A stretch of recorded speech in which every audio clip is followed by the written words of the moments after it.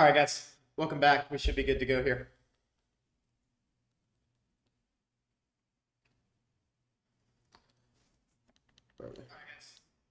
All right, happy Sunday, everyone. Hope you guys are doing well. Let's go ahead and get through this one.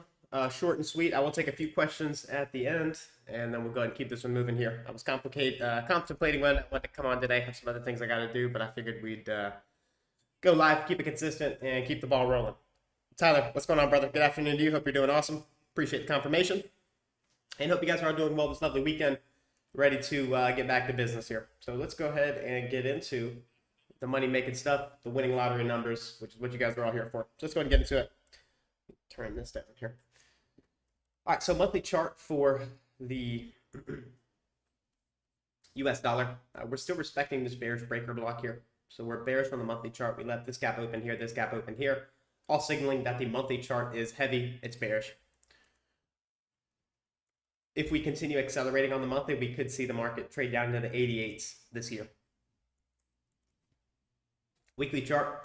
Last couple weeks, we've been watching this imbalance here on the weekly chart. I'll label it for you so you can see what we're referring to.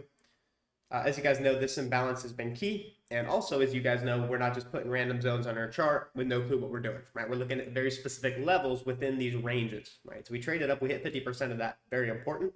Failed to get above it, that's telling you something. So for Forex traders, if we have bearish dollar, then you want to look for your buy models in the pound, euro, Aussie dollar, whatever currencies you are trading. So we hit this weekly imbalance, left the upper half open. That's bearish. So on the downside this week, we have 50% of this wick here, and then the sell side liquidity down here. All right, so refining that down to the daily chart now. So I'm going to take this level off here. So this big gray rectangle here, that's that weekly level. We're now going to refine it down to the daily chart. So I'm going to take this off, and now we're left with this daily gap here. So we traded up into it. I took your attention to this breaker here. High, higher high, lowest down close, extend that through. We hit the breaker and the fair value gap, in case you haven't learned. That combination is very powerful when you have those two PD arrays overlapping. So we drove up into the fair value gap and breaker. We broke down. We created a new imbalance to the downside. We traded up higher into it on Wednesday. We hit the 50% of that level. Repriced away. Open on Friday, hit the lower quadrant. Now we're working lower. So this is right now, everything looks bearish on the US dollar. This gap here left open. This is a breakaway in my analysis up here. This gap here, I can use this as a measuring gap as long as we leave it open. If you don't know what a measuring gap is, no worries, you'll learn over time. Just keep showing up, keep studying. But if this is where I expect price to draw down into, the gap that's left open at 50% of that expected price run is a measuring gap. So I'd like to see this one left open and treat it like some kind of measuring gap idea. So my premium array for this week is going to be this daily imbalance here, which, as you guys see, our premium arrays very consistently make the highs and lows of the week. This high of the week here, right, happened inside this breaker and that fair value gap. So our premium array for this week is going to be this fair value gap here. For the discount levels, we have the sell side here below this low. Through that, we have this wick. And then below that, we have the sell side here. So those are the premium discount levels I'll be working with here this week. Working right down into the 4-hour chart. Hey, Joe, what's going on? Happy Sunday to you, brother. Lyndon, thanks for the work you put in. Much love from South Africa. Awesome. Appreciate your feedback, brother. Thank you very much. Got quite a few South African traders here with us. Big shout out to you guys. Aslam, what's going on, brother? All right, so looking at the 4-hour chart here, you can see how they're using that daily gap here, how they're working inside that. Right now, we're seeing it stay in the lower half. That's weak. That's bearish. I like sell side here, sell side down here, as long as we continue seeing bearish order flow on the 4-hour and the hourly time frame. It has been choppy for really a lot of the week, but we did break down, create that gap, and so far we are staying in the lower half of it. So as of right now, that indicates bearishness. Dylan, why aren't you trading Forex? Forex sucks. Look at how it's delivering. Look at this hourly chart. This is trash price action. I don't want to trade in something like that. I'm not willing to gamble my finances in sloppy, high resistance, choppy price action here. So this is why I'm not really big on Forex at the moment. Still very precise. We're still walking this thing on a very tight leash on these higher time frames. I'm just not willing to risk capital in markets that are delivered like this. So just so you guys understand where I'm coming from. So that's the business on dollar. So we're looking for lower dollar. Finally, we got something in the bond market. Finally got something in the bonds. Some of you guys have forgot about the bonds entirely because it hasn't been a big factor in my analysis, at least the last couple of years, and I'll explain why. Because we've been in a long-term consolidation, right? So we're just holding the bond market. When it's being held like that, there's not a whole lot of prognostication in terms of what it's likely to do. However, if you are trading Forex and you are not paying attention to the bond market, you are literally blind and clueless. And I don't say that to be mean. I say that so that you can get your shit together and do this the right way. If you do not understand what the bond market is doing and you're risking your money in Forex, that could be why you're getting some of the results that you're getting, right? You have to understand what these debt instruments are doing if you're going to trade the currency market. So with that in mind now, we are seeing strength in the bond market. So as long as we see that continue, they could reprice it up here into these highs here. So we look for this high here is relatively equal to this one. As long as we see continued bullish order flow, I would like to see the bonds trade higher. Now, why is that important? Because that supports the dollar trading lower, right? So if we're going to see lower dollar, we want to see strength in bonds. Now, that intermarket relationship hasn't been a big factor in my analysis for a long time because of the ranges that we've been in. However, as we start to see them moving, we start to see displacements like this. This is exactly what you want to see. Bonds higher equals dollar lower. Lower dollar is bullish for foreign currency and stocks, which we'll cover that in a moment. So at least as of right now, bonds are showing some strength, and that will support a higher dollar as well. So looking at the daily chart, you can finally see we're getting some movement here. So you can see last couple of days, price action looks very different than what we've been seeing here for the last few months or so. For those of you guys that work with me, you guys can already identify this as high resistance liquidity run, easy. But you guys see we're starting to transition out of that now into a low resistance liquidity run where we're leaving gaps open. Candles aren't sharing the same range. That's what I'd like to see. So that bullishness in bonds will lend to weakness in the dollar. When intermarket analysis comes back, when it will, I have no idea. But when it does, it will.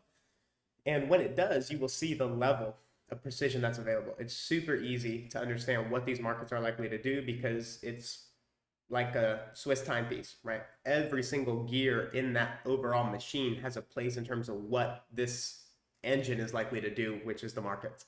So when all those components are firing on all cylinders, everything moving the way it should, that opens up very easy trading.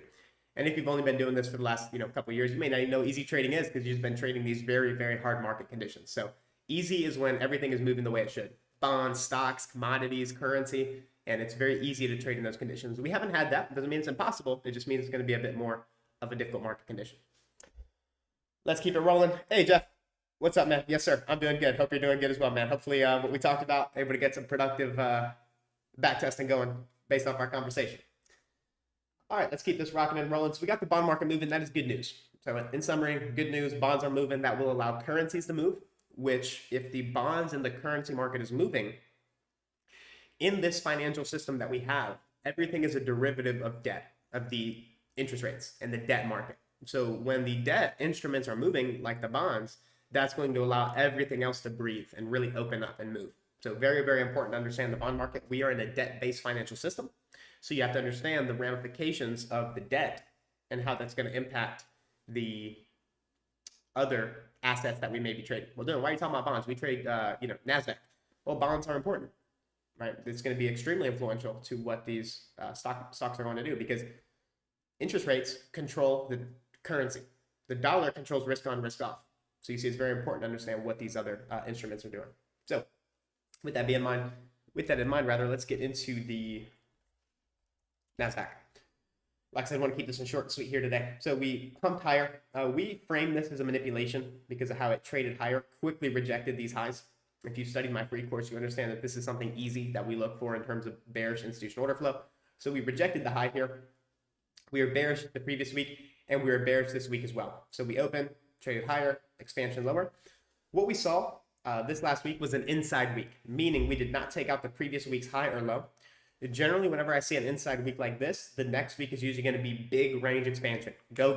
There's going to be a big range. We just had a small range. So those are things that help me start to frame my narrative, my bias, and my expectations going into the new week. So I'm looking for lower prices. I like these relative equal lows here. If we accelerate down through these equal lows, and we have these lows here, this block of price action, as well as this inefficiency here. So if we accelerate through the sell side here, then my attention's on the lows here. But Dylan, your bearish dollar and your bearish indices, yeah, I'm trading what the market's giving me. Right now, it's indicating it's heavy, it's pointing lower, and we can see the dollar and the indices trade in the same direction in the short term. So last week we opened, we traded higher. We failed to even dig into this wick here. We couldn't even dig into it, much less the 50%. So that's bearish. So that likely will continue going into the new week here. If you look at the monthly candle as well, We already opened price in the high likely, so we're likely just going to see continued distribution on the monthly candle, which helps you frame your narrative and your expectations for the subsequent weekly candle. So weekly candle, I want to see bearish, and I want to see heavy distribution to the downside based off where we're at within that monthly power of 3, and we're going into the last couple weeks of February. So some timing elements to keep track of on the higher time frame. For those of you guys that tell me you want to swing trade, this is what you have to understand, right? If we were bearish indices last couple weeks, where would you want to go short, right? Likely above that weekly opening price. So you always, if you're a swing trader, which I'm using this regardless anyway, for those of you guys who work with me, we're using that new week opening gap, using that weekly open every single time we're in close proximity to it. But if you're swing trading, right, and you're looking to capture these bigger swings in the market, and you have a directional bias, then you want to start studying where your long entry would form above that weekly opening price. That's what smart money's doing. And I will be looking for the same going into this week here if we're going to accelerate to the downside. Working down into the daily chart here. Again, mapping out daily highs and lows on the NASDAQ. Very interesting. And the reason it's interesting is because, think about it. There is fund managers. There are deep pocket traders, hedge funds, pension funds. All these people are trying to concern themselves with where this stock market is going. They're losing sleep over it, right? It's Sunday. They're pulling their hair out trying to think, man, where is the S&P? Where is the NASDAQ going this coming week, right? These big wigs paid a shitload of money, right? And they're trying to know where these markets are going. And we're just here casually sorting it out on YouTube. Interesting. So we talked about last week that the market would want to drive up into this fair value gap here. But more specifically, I gave you guys the breaker, right? Because it's 2 levels. It's not just the fair value gap. You have to incorporate the other PD arrays. And if you've learned from what I just shared, when you have that combination of breaker with fair value gap, you get results like this, the high of the week, which, man, nobody can expect that. Well, my name must be nobody. So we traded higher up into the fair value gap and the weekly bearish breaker. And you see how that made the high of the week. It said you cannot go no further, right? No further beyond this line here. And then the market repriced lower. So I'm looking for a continuation of that. I really like how, well, a couple weeks ago, just recapping what we already talked about, they busted through the buy stops here and then they rejected it. That's telling you they're going lower. Simple market efficiency paradigm. Buy side to sell side here, right? Because if smart money sold short here, they're going to want to buy it back below these lows here and below these lows here. So when the market retraces here into this gap, we're expecting it to trade higher and sell off like this, right? That's what we were talking about last week. That's why I gave you the breaker and the fair value gap. And then if you actually look at the breaker here,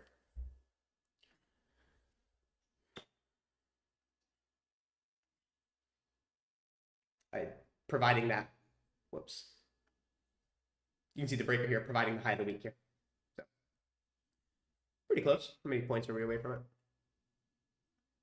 Yeah, 6 points from the high of the week in NASDAQ. That's not bad. That's not shabby.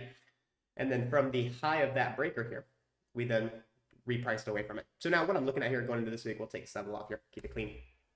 My premium levels for the NASDAQ daily chart is going to be this small little fair value gap in here, this tiny one we created on Thursday's displacement lower, and this fair value gap here that I have in blue that we were watching from the last week. As long as we stay below that, I'm bearish, and I'm looking for this wick here, 50%, and then these relative weak lows here. So my premium levels is going to be this fair value gap here and this gap. I do not want to see it trade all the way through that. That would not be bearish at all. So I would want to see it stay below that. Those are my premium levels. And then for the discount levels, I have this wick here. And then the sell side liquidity in the form of an old low, relatively equal. So my 2 discount levels is going to be the wick, these relative equal lows here. If we start to accelerate aggressively down through these relative equal lows here, my attention jumps to these lows here. And then that weekly inefficiency, which it doesn't look like much here on the daily chart, but on the weekly chart, you can see a very obvious inefficiency here. And before I get asked, Dylan, well, if it's a little spotty on the current month contract, why don't you go to the NQ1? I don't want to look at the NQ1. I want to see the data and the inefficiencies here that the algorithm itself will refer to. What's going on with this camera? All right, we good? Some good? All right, we got to get this sorted out here.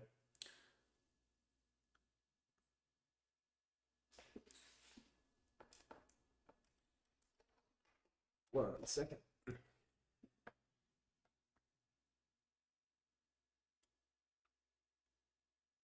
All right, should be good.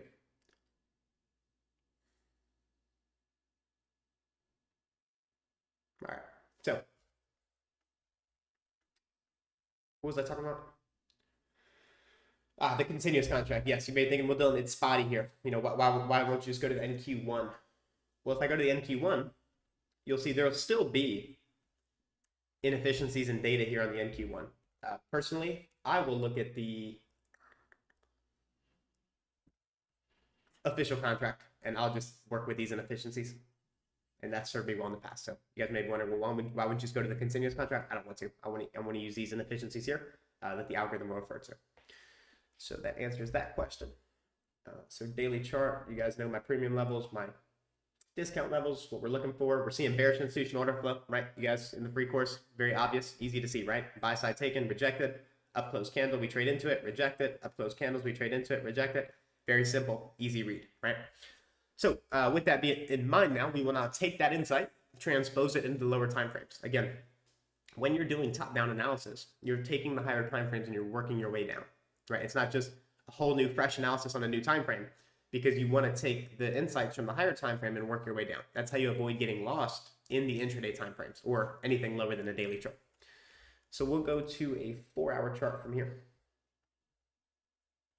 All right, so we're seeing clear, bearish, heavy market structure, order flow, all the above. So we have a breakaway gap up here. Definitely don't want to see this gap traded into remotely at all. Don't even want it to come close to it. So this is the breakaway gap in my analysis. We traded higher into premium market, premium of what? This range high, this range low here. So they took it up into a premium.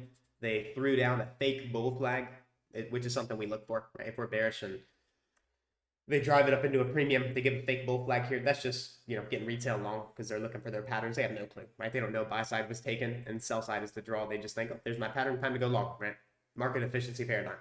From this fake bull flag in a premium, we then see the market aggressively broke away. We created a fair value gap. We traded into that fair value gap, and now we left the upper half open. So what I'd like to see is, going into this week, I'd like to see us stay below this gap here. I don't want to see us trade through this.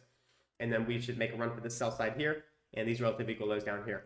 What changes my analysis is if we trade through this 4-hour gap and we reprice above these highs, then that does not lend well for bearishness. And then at that point, I will have to concede and say we're probably not going lower. And I'll either have to reverse bullish or just become neutral and wait for more information.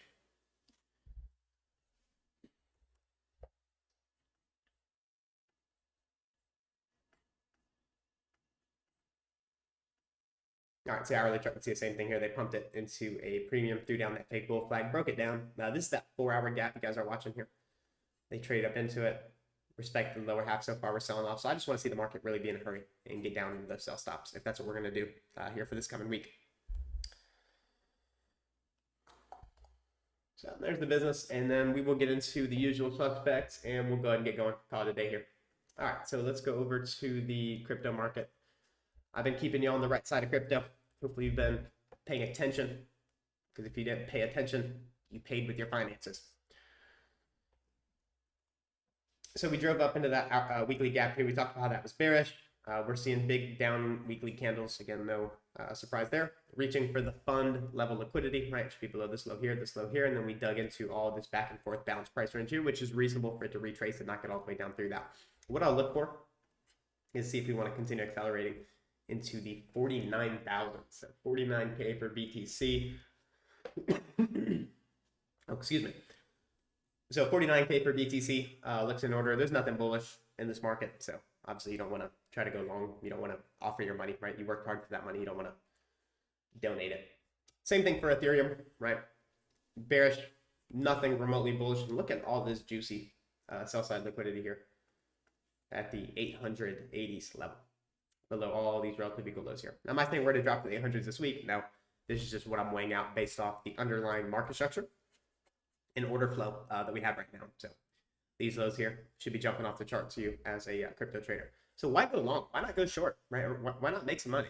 I see other people trying to, I'm buying crypto, I'm buying crypto. Why do you want to buy crypto? I mean, if you're investing in it long term and you have a long-term strategy, then yeah, it's fine, right? You don't care what it's doing in the short term anyway. But for some of you guys, you're trying to swing trade this stuff or capture runs to profit in the short term, and you're buying a knife. That's a very hard game to play. And hopefully I'm trying to teach you that lesson here so the market doesn't have to teach that one. See, that's a painful one. So there's crypto looking for lower prices. Yeah, so we talked about crude oil last week. Told you guys how when crude oil's in these sloppy ranges like this, it's trash price action, and this is exactly what I mean here. Crude oil is waiting on escalation in the Middle East right now. I think more warships are sent over, more threats being made, just, you know, all this crazy stuff going on. Crude oil is waiting for that. And then once that shoe drops, watch what crude oil does. It will go ballistic. But as of right now, we're not at that point. It's just still being held. So there's no action really to take on the crude oil market. So for euro, pound, already covered my analysis for dollar. So you guys are just going to have to flip that analysis upside down for foreign currency. So with that being said, guys, I think that's it for me here. Any questions for me here before we get going? Hey, Dylan, can you explain regular trading hours, opening range gap theory, and how it is used? That is a very good question, sir. The opening range gaps are very important. Well, they're used in several different ways. Gap theory is very important to understand. Gap theory is the theory under which we use gaps, how gaps are implemented and utilized in our analysis. So first thing you have to understand is gap theory, right? Which is very simple. The other component to the regular trading hours gap specifically is it can be used as the draw on liquidity, meaning like I can go short and target that level. I can use it to read order flow, right? So if we open with a gap higher and we just smash down through upper quadrant, smash through 50%, smash through lower quadrant, then I'm going to expect what? It's going to fill the gap all the way and likely keep going up to 1 to 2 standard deviations of that gap. That's one way to use it. Another way to use it is for reading institutional order flow, right? If I'm bullish and we open with a gap higher, I want to see it try to get to 50% of that gap, fail to, or leave some of the lower half of that gap open, run higher. That's going to tell me we're going to have a big range day to the upside. So I'm using the opening range gap first and foremost for institutional order flow.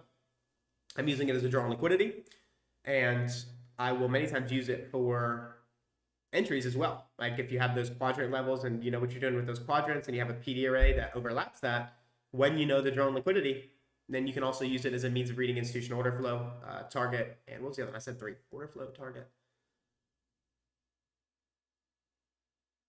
Yeah, and entries. Yeah, sorry, entries. So yeah, there's a lot of different ways to use opening range gaps. So I'm not trying to, you know, gatekeep information, but it is very dense subject matter. It's stuff that takes me hours to explain over lecture, so that you really take away the full understanding of what's possible there. But that should be a good start, what I gave you there. Tyler 55, thanks, sir. Joe, yes, sir. Thanks. Enjoy the rest of your Sunday. Will do, sir. You do the same. Ransing, mind looking at silver? Yes, sir. Let's take a look at silver.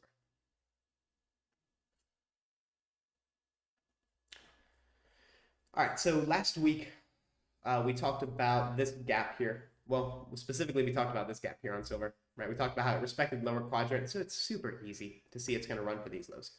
Easy, easy, easy.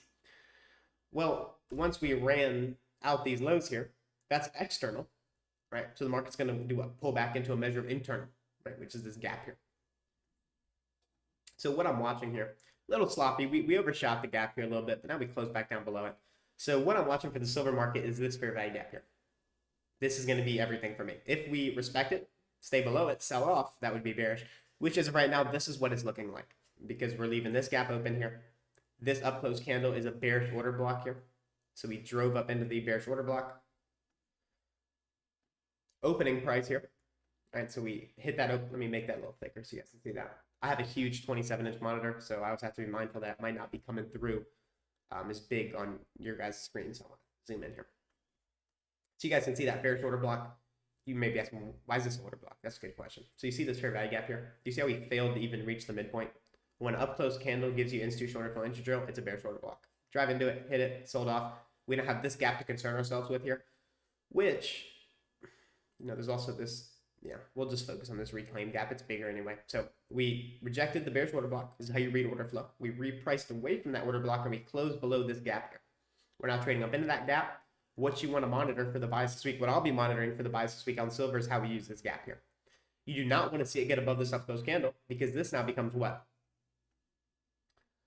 Propulsion block, exactly. So you don't want to see it get above this up close candle here. So what I'd be looking for would be for the market to roll over from here if we're going to be bearish. If we trade to and through this level, then you have to think about this high here and then look at the rest of this inefficiency for a potential repricing up into that level. So if I was trading the metals market, that's what I'd be looking at going into this week. Now, what makes that a little more challenging is the fact that gold looks strong, right? Gold is much more bullish. It did not take out its lows. it supported at the down close, supported at the down close, supported at the down close here. So right now we got a mixed market. We got gold looking like it wants to reach higher, and we have silver indicating it's weaker. So we have a mixed market, which essentially makes things somewhat more difficult, because what you want is for correlated markets all to be moving together. And when they're not moving together, that could indicate we're going to see an abrupt shift. Strat King, I know you're always asking about YM, the Dow. So we answered your question last week. Remember I told you last week, above these highs, manipulation, the drop off. How could we see that? Because the other averages were not confirming it. Remember, so we had S&P. Well, S&P just looks sloppy. We'll go to NASDAQ. NASDAQ was not making a higher high here. So huge SMT divergence at the highs here. So you see how that can now give us indication that this is likely just to run the stops, break down, and reprice for its sell side liquidity here. And I don't even like the Dow. I think the Dow sucks, but you guys can see how that analysis come into light from what we talked about last week, right? How it was just trading up into a premium, the sell off, and roll over. I know some of you guys like the Dow, so thanks for remembering YMLO. Yeah. I know you always asking me about the Dow, and I just remembered I was actually doing my analysis before I sat down, and I was like, oh, you know what? There's that SMT we were looking for. I'm sure my man Strat King was all over it. So there's silver ranting. Maddie, thank you for a great session. Have a great week. Doctor, stay awesome. Will do, brother. You do the same. Appreciate you. SK, can you check out EuroCAD? EuroCAD. All right, we're getting deep into the exotic prices. EuroCAD.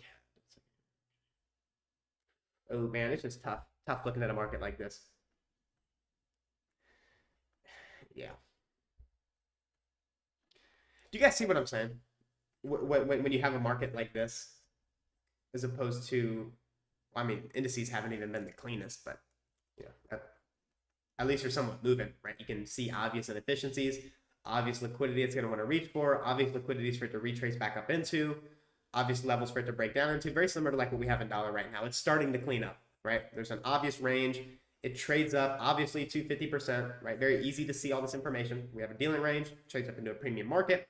We just attacked external, right? External, range liquidity outside the range.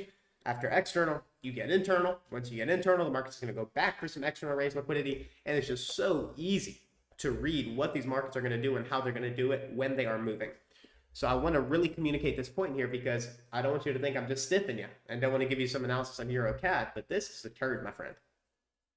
And there's no visibility in this. There's no internal, external, dealing range, obvious order flow, obvious market structure to work with. So I'll take a stab at it. I'll let you know what I'm thinking about, but I don't want you to bet the farm on this, have difficulty, and then, you know, wow, Dylan, you told me this thing was going somewhere. So this is already a very hard market condition, which is why I'm not really interested in Forex, but I'm sure this is probably the only market you can trade. So let me give you some analysis here. So right away, you want to manage your expectations, which means you don't want to look for a 15,000, point run or pip run in this market, because this is not likely to manifest in these ranges here. And look at this weekly chart here.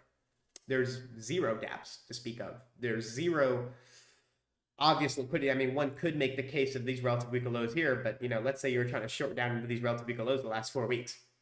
It's just not going anywhere. So it's super tough. So what this is it's a scalper's market. So if you are going to trade EuroCAD, I mean, you can, but you just have to know what you're doing as it relates to scalping.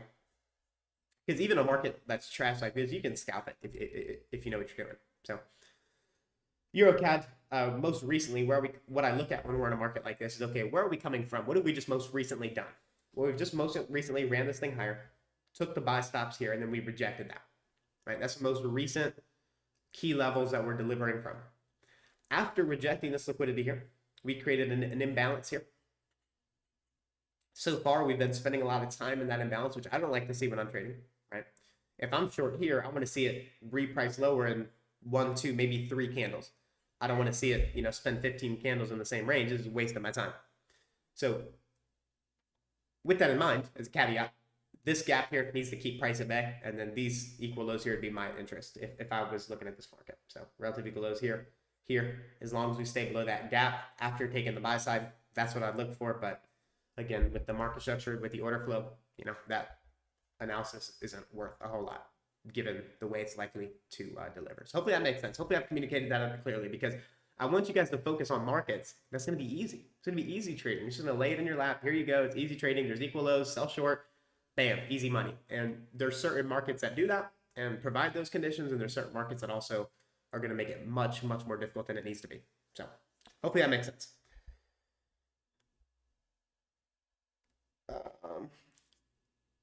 Okay, futures. I'm not sure what your question is. What are you asking about futures? All right, one more question here before we get going. Oh, my days is on obese and proportional amounts.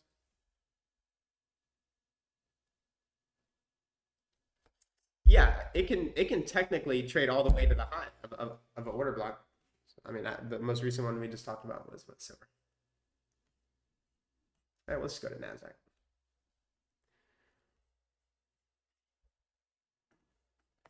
All right, so this up close candle here is the bearish order block here, right? I gave you the breaker last week because the breaker is going to give you more precision, right? That's why you had the high of the week last week within 6 points. I will say that is pretty good. There's not a lot of other folks doing that, especially folks that are paid a lot of money. So high of the week was given in the inversion, in the breaker. So it's going to give you more precision. It's going to be a stronger PD array. But this is an order block in and of itself, this up close candle. So to answer your question, technically, assuming this breaker wasn't here, we could trade up to 50% of the order block as far as to the high. Now, I don't want to see that because I want to see lower half sensitivity, meaning if like I'm using this order block here, I want to see this thing do this here. Stay in the lower half of this order block here. Let me take off that daily fair value gap we're working with. If I'm using this order block as my trade, right, and let's say there was no fair value gap and no breaker and all I had is the order block, I would want to see the order block stay ideally in the lower quadrant like this or in the lower half. Now, it can trade up to the high on a wick basis, but you don't want to see that. You want to see something like this here, right? This bearish breaker was before a bullish order block, right? So when it's dropping down into it here, it's a bullish order block. So this is what you want to see for your order blocks. You want to see it give immediate responsiveness, and you want to see it stay in the upper half. And then that'll give you these beautiful price runs like this that you want to be trading a part of. So that's how you use order blocks. That's how far it can trade into those order blocks and still be valid. How many wicks it spends inside of it isn't as much a factor. You don't want to see it, spend more than a handful of candles there. I mean, because if you're going short off a level like this order block here, let's say, you're a swing trader, right? And you want to sell short inside this order block, your stop's above the high, and you're going to ride this thing down to the lows, whatever. Well, you don't want it to spend 30 candles here, right? I mean, you want it to hit it. You want to see smart money accumulate, or rather accumulate short positions, and then send this thing lower, right? You don't want it to be held there. So how many candles it spends in the order block isn't as much of a factor, but for high and low resistance liquidity runs and trading in good market conditions, you want to see sensitivity off these PD arrays. You don't want to see it goof around. You want to see it hit the array, immediate feedback, lower, kind of like we saw with this fair value gap and breaker. Those are things I'm looking for when I'm trading. So let me go back to what we had here. All right, guys, I believe those are all the questions. Said I want to keep this short and sweet. Appreciate you guys joining us here today. As far as going live, I'll go live when I can throughout the week. Once I get paid, I get what I'm looking for. I will go live with you guys, walk you through the price action and what I'm looking for. So I'm sure we'll do that a day or two this week if possible. With that being said, guys, take care, stay safe, have a good rest of your Sunday. I'll see you guys on the next one. Take care, everyone. Bye, guys.